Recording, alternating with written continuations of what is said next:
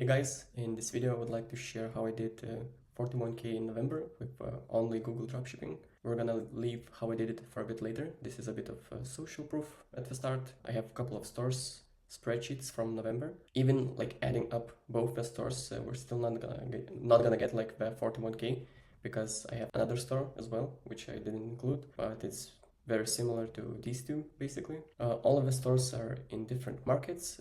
I'm basically selling fashion products, so clothing, which are seasonal for currently like Europe. It's gonna be like colder markets, so like winter jackets and whatnot. This store is in like Australia, so it's gonna be something like dresses, shorts, skirts maybe, and stuff like that for warmer. So it's been doing pretty decent, like no crazy big numbers, but we can see like 16k in euros, which I think is decent, all profitable. You can see in the profits, you can see my ROAS, how many orders I get, completely everything, even the cost of goods on the right side. So which is like one of the things that I'm gonna need to optimize a lot, but I'm gonna do this by switching to a different supplier, works with different volume and can offer different prices. I'm losing on this a bit to be able to get some momentum on the stores and to be able to scale even harder. The store is in the European market. At the end, it started to pick up, and basically the store was like newer store and it beat my the oldest store I had. Yeah, like in terms of profit, it was way profitable, as you can see. Here we have like the Shopify sales over time. This is the Australian store. It's like fluctuating a bit on like Black Friday period, like which is right here. It didn't do anything much really, but this store we can see that it was like starting to pick up, like from like at the start of October. It was like super low. We had some like few good days, but under 500 euros. And then from like October 22, we started to scale. This is all the stores. This is an exact spreadsheet where you can see completely every single cost I have with total profit, the percentage of profit. This is just so you know like what you can expect from, I guess, selling on Google and selling fashion items at that. And okay, so maybe you were wondering what is Google Dropshipping. So some of you might know what it is and already like doing it and would like to get some ideas on how to improve or whatnot. And for people who do not know this, this is the simplest version I could come up with. We basically have a website on Shopify. We can have it, of course, on WordPress as well or something. Then we have Google Merchant Center, which basically takes all the products from Shopify. It categorizes all the SKUs, like individual products, like a variant and a color is a different SKU. So one product can have like 100 SKUs. I'm gonna categorize it individually. Then we create Google Ads connected with Merchant Center, basically gonna advertise products from Merchant Center using Google Ads. And how it looks, it's gonna look like this. Depending on where you're located in the world, you can maybe have those ads or maybe you don't.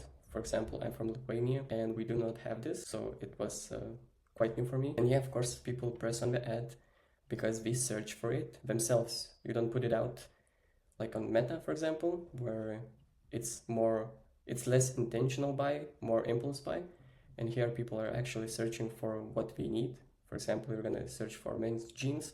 You're gonna see all of these ads. Then, yeah, a person presses on the website, on the ad, it goes to a website and basically makes a purchase. Why this is the hardest part? Because you need to be compliant with your website, have all the right policies in place. Your products must comply with Google policies, well, exactly Google merchant policies. So this is why not that many people are still on it, and not like on Meta where you can basically start in like a couple hours, just build a basic website, launch some ads and that's it, and you're like ready to go.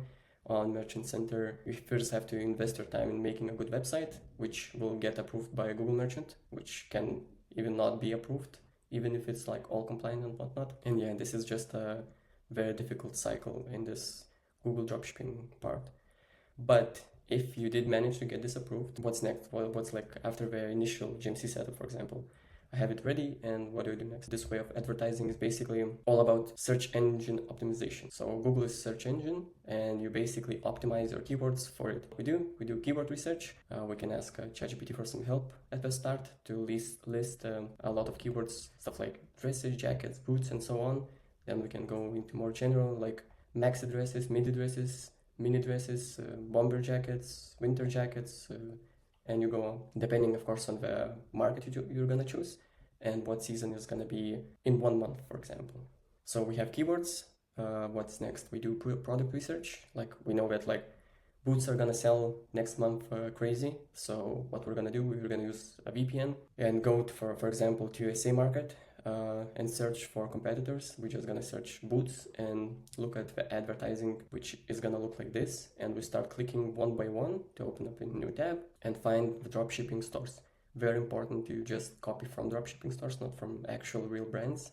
Yeah, so we use VPN, we go for best-selling products from competitors, from Google stores, and yeah, we import using apps like Pocky or Copy. We import it, we keep importing it. So how do we do it? I'm gonna discuss it here, but yeah, like product listing. At the start, we're gonna do it either like not completely manual. We're gonna use AI for this, of course. So we make prompts for headlines and descriptions with correct keywords. So with the keyword research we did before, we found that like a bomber jacket is gonna be very good like next month. So it's very important to include like a bomber jacket for men, for example, in the headline. If you do not, if you just have like a jacket, it's not gonna be as good as being more specific.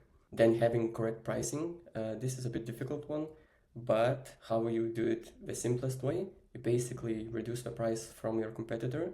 After the first sale, you get a quote from your supplier, and then you adjust the pricing at least 3 times the price you would pay for the supplier to be profitable. That's the simplest way to do it. And yeah, product uploading. After the GMC is created, I wait basically 2 to 3 weeks without touching it completely. Why?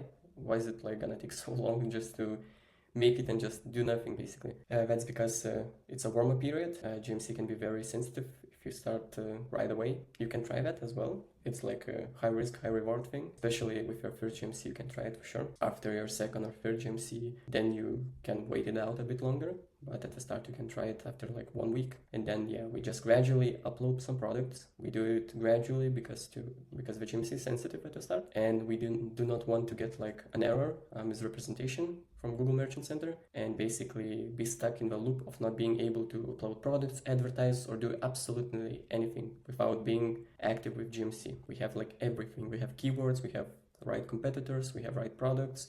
Products are rewritten, then we keep uploading them regularly. We already have like a warm-up campaign in this period where the PMAX on Google will be running on like 30 to 40 euros per day, for example, or 40 United States dollars. What's next? We got some sales once every few days. We start optimizing the store, for example, like after 2 weeks of running ads. So 2 weeks would be on top of first 2-3 weeks of GMC just warming up. In this period, we do not do anything. After that, we start uploading products. After a few weeks of uploading products, then we have some products already on the store.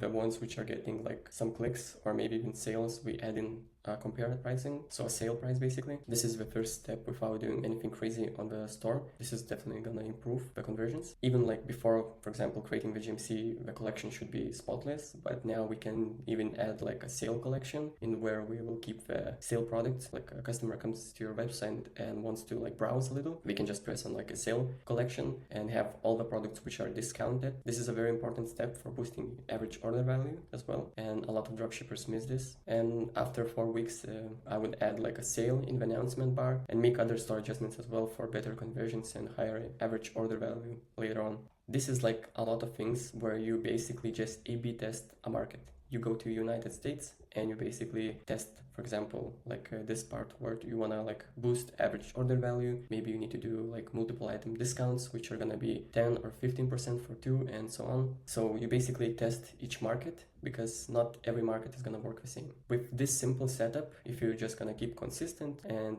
you can definitely like reach 1K per day and doing this all by yourself basically. And what's next after 1K day? Like I reached 1K day, now I'm scaling. What do I do next? Need to find a good media buyer. Maybe it's gonna be hard to get a good media buyer without connections. You can just try out a few different ones. We usually charge 10% ad spend. Then we need to hire a VA, to do like customer support. And the VA should have templates of you saying that if a person wants to like return a sweater or something, you basically say, okay, the return is gonna be on you and it's gonna cost you the shipping back to China, for example. And the person says, no, I'm not gonna ship to China. It's very expensive. Okay, so we're gonna offer you 20% off and you keep VAT. Depending on how you're gonna do this part, people usually are just gonna take that 20% off and gonna keep VAT. Then, yeah, as I said, like A/B test to increase average order value. This is very important because on Google, people are gonna search for an item, for a jacket or a boots, and they're gonna go and buy it from you, and they will not buy anything else from you, basically. With after sell apps,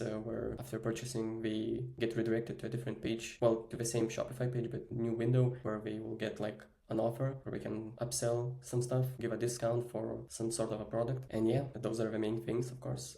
This is like after you reach 1K day by yourself with all the basics, which is definitely possible with a single store. Then we of course need to look out for seasonal trending products, because for example, if we're gonna do fashion is very seasonal. We have winter, spring, summer, autumn. So right now we're in winter.